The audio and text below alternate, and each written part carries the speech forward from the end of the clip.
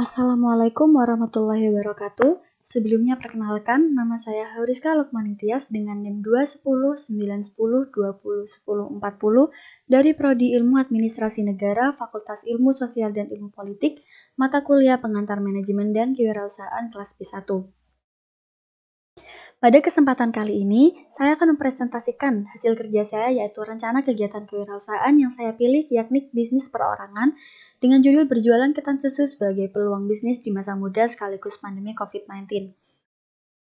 Nah, video ini dibuat untuk memenuhi tugas mata kuliah Pengantar Manajemen dan Kewirausahaan dengan dosen pengampu Bapak Tri Setiawan Pamungkas, SAP, MPA. Sebelum memasuki materi inti, saya akan menjelaskan peta konsepnya terlebih dahulu. Yang pertama, permasalahan dan atau potensi yang muncul sehingga perlu dilakukan perubahan. Yang kedua, ide atau gagasan kreatif yang ditawarkan untuk menyelesaikan permasalahan dan atau potensi. Yang ketiga, aktivitas atau kegiatan yang akan dilakukan. Yang keempat, perhitungan terhadap kebutuhan biaya, waktu, tenaga yang dibutuhkan untuk menyelesaikan permasalahan. Yang kelima, sumber daya yang sudah tersedia saat ini yang terdiri dari kemampuan sumber daya manusia, biaya, sumber daya pendukung, peralatan, dan lain-lain. Yang keenam, analisis terhadap peluang dan tantangan yang mungkin dihadapi ketika kegiatan dilakukan. Yang ketujuh, dampak atau manfaat yang terjadi setelah kegiatan dilakukan, serta target pencapaian atau timeline kegiatan. Memasuki materi inti yang pertama yakni permasalahan dan atau potensi yang muncul sehingga perlu dilakukan perubahan. Nah, yang melatar belakangi dari saya untuk berbisnis, yang pertama karena peluang bisnis di masa muda, di mana saya bisa mendapatkan pengalaman. Selain itu juga peluang bisnis di masa pandemi, sesuai kondisi saat ini orang-orang lebih suka berbelanja online atau di rumah saja. Yang ketiga, mencari kesibukan dan mengisi waktu luang saya. Dan yang terakhir, menambah pemasukan saya, di mana biasanya di masa pandemi seperti ini, anak-anak seumuran saya yang sedang bersekolah, berkuliah, pasti sangat minim pemasukan, sehingga dengan melaksanakan bisnis, kita menjadi mendapatkan pemasukan dan bisa memenuhi kebutuhan-kebutuhan kita. Nah, kemudian peta konsep yang kedua, ide atau gagasan kreatif yang ditawarkan untuk menyelesaikan permasalahan dan atau potensi. Nah, ide yang saya tawarkan yakni menjual produk berupa makanan, yaitu ketan susu yang biasa disingkat dengan Tansu. Tansu hadir dengan berbagai varian rasa sehingga dapat menarik minat pelanggan dengan sasaran yaitu anak muda. Tidak hanya anak muda, tetapi juga kalangan dewasa dan juga anak-anak. Nah, Tansu ini tersedia dengan berbagai varian rasa dengan topping glaze atau kolata yang terdiri dari rasa coklat, green tea, tiramisu, keju, Oreo, cappuccino, taro, durian, original, alpukat, strawberry, dan blueberry. Kemudian, saya akan menjelaskan aktivitas kegiatan yang akan dilakukan. Nah, di sini saya membuat skema penjualan produk. Yang pertama, yaitu promosi dengan sistem pre-order melalui story WhatsApp. Nah, biasanya di sini yang sekontak dengan saya di WhatsApp akan melakukan pemesanan. Nah, kemudian ke skema yang kedua, yakni merekap pesanan dan pembelian bahan. Nah, setelah saya promosi di story WhatsApp tersebut, biasanya tuh kontak-kontak saya banyak yang memesan, kemudian saya merekap pesanan mereka, kemudian saya melakukan pembelian bahan sesuai dengan apa yang mereka butuhkan karena keterbatasan modal. Jadi saya hanya kulaan apa-apa saja yang sesuai dengan pesanan dari konsumen. Kemudian yang ketiga, yaitu proses produksi atau memasak. Nah, di sini proses produksinya yaitu berupa memasak ketan ya dari merendam ketan hingga masak hingga selanjutnya yaitu proses pengemasan produk. Nah, proses pengemasan produk ini menggunakan styrofoam yang dengan alasnya itu daun pisang agar terlihat lebih alami. Kemudian yang selanjutnya yaitu proses pengiriman produk. Nah, proses dilakukan dengan 3 sistem yakni sistem COD, diantar ke rumah konsumen atau diambil di rumah saya sendiri. Dan yang terakhir mereka hasil penjualan agar saya mengetahui berapa modal yang saya keluarkan, berapa pendapatan yang saya dapatkan, dan apakah saya lakukan. Selanjutnya, yang keempat yakni perhitungan terhadap kebutuhan biaya, waktu, tenaga yang dibutuhkan untuk menyelesaikan permasalahan. Oke, di sini saya akan menjelaskan kebutuhan penunjang proses penjualan. Yang pertama yaitu biaya yang terdiri dari pembelian alat dan bahan. Nah, alat-alatnya itu apa saja? Yang pertama yakni styrofoam seharga 30.000, sendok seharga Rp9.000, dan kresek seharga Rp10.000.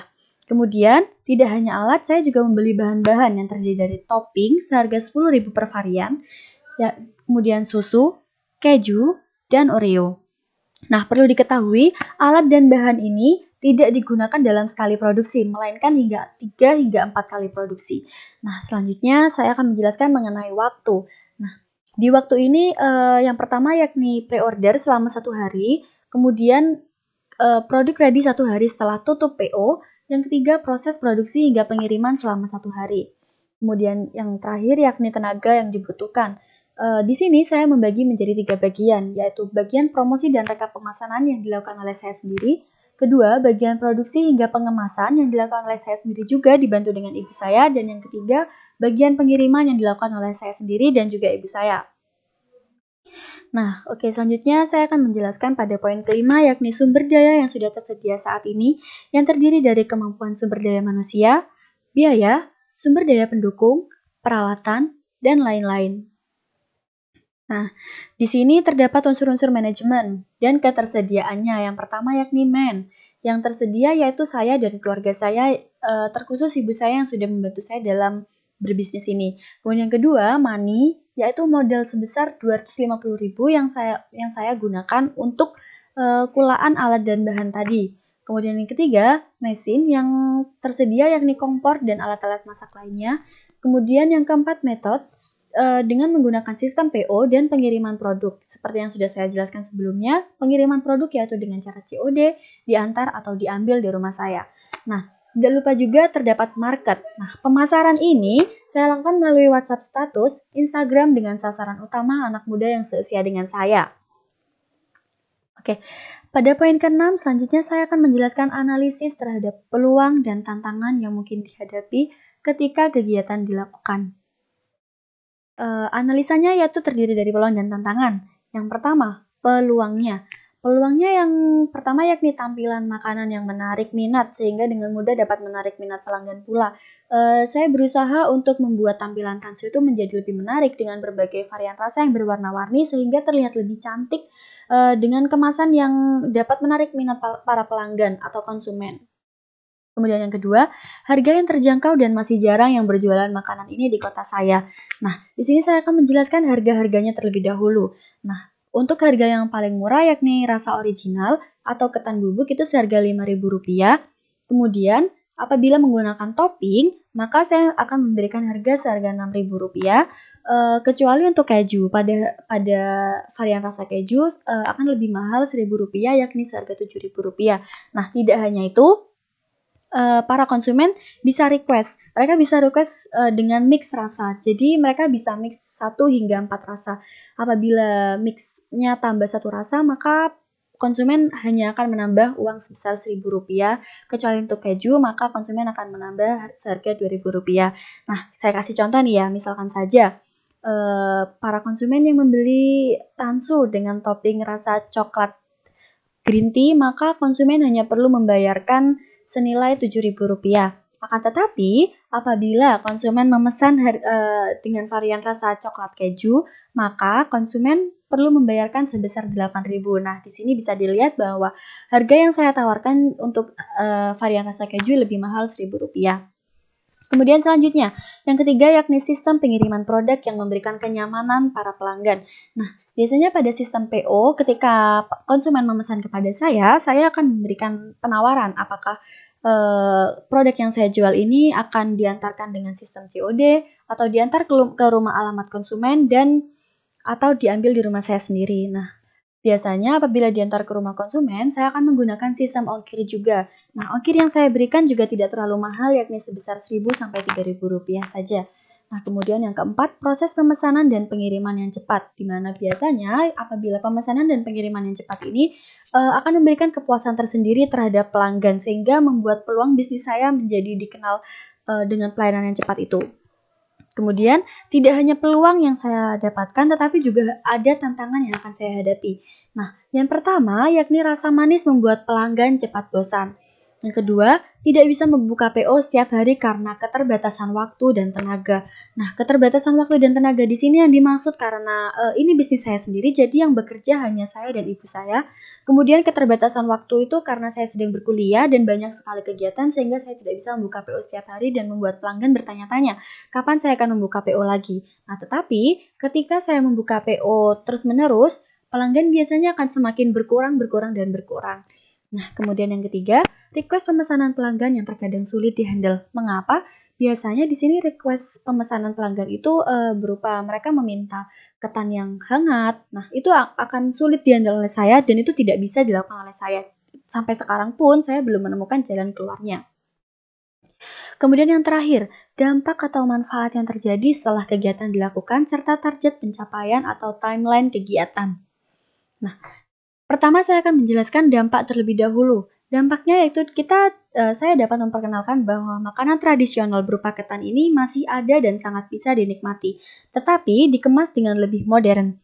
Kemudian saya juga mendapatkan manfaat-manfaat. Yang pertama yakni menambah pengalaman saya, di mana di usia saya yang masih muda ini saya sudah mengetahui bagaimana itu berbisnis, bagaimana mengolah modal, dan bagaimana mengolah pemasukan sehingga saya dapat meminimalisir yang namanya kerugian. Kemudian yang kedua yakni menambah pemasukan, di mana saya sebagai mahasiswa memiliki banyak sekali kebutuhan-kebutuhan yang di luar planning saya, sehingga dengan melakukan bisnis seperti ini bisa menjadi backup bagi saya untuk memenuhi kebutuhan-kebutuhan saya. Dan yang terakhir, mengisi waktu luang dengan hal yang positif. Biasanya apabila saya sedang libur tidak ada jam kuliah atau biasanya tidak ada kegiatan lain, saya membuka open order Tansu ini sehingga waktu luang saya dapat terisi dengan hal-hal yang positif dan bermanfaat. Nah, selanjutnya saya akan menjelaskan mengenai timeline penjualan. Nah, oke, di sini kita ada 3 timeline penjualan. Yang pertama yakni open order melalui story WhatsApp yang biasanya selama sehari sampai 2 hari. Nah, biasanya seringnya tuh saya 1 hari saja, akan tetapi terkadang saya juga melakukan 2 hari apabila jumlah konsumen sudah mulai berkurang. Kemudian yang selanjutnya, pembelian bahan, pembuatan produk, pengemasan produk, hingga pengiriman produk yang saya lakukan selama 1 hari. Nah, itu biasanya dari pagi, jam 9 pagi hingga sekitar jam 5 sore. Kemudian, rekap hasil penjualan, yakni 1 hari setelah saya menjual produk saya, yaitu Tansu. Nah, di rekap hasil penjualan ini, setidaknya saya mengetahui berapa modal yang saya keluarkan, berapa pendapatan yang saya dapatkan ketika saya berjualan sehingga saya mengetahui apakah saya untung atau rugi terhadap penjualan ini. Selama saya berjualan, saya selalu mendapatkan keuntungan sehingga saya sudah mulai bisa mengolah yang namanya modal dan pendapatan. Oke, itu saja yang dapat saya sampaikan. Kurang lebihnya mohon maaf. Semoga bermanfaat bagi kita semua. Wassalamualaikum warahmatullahi wabarakatuh.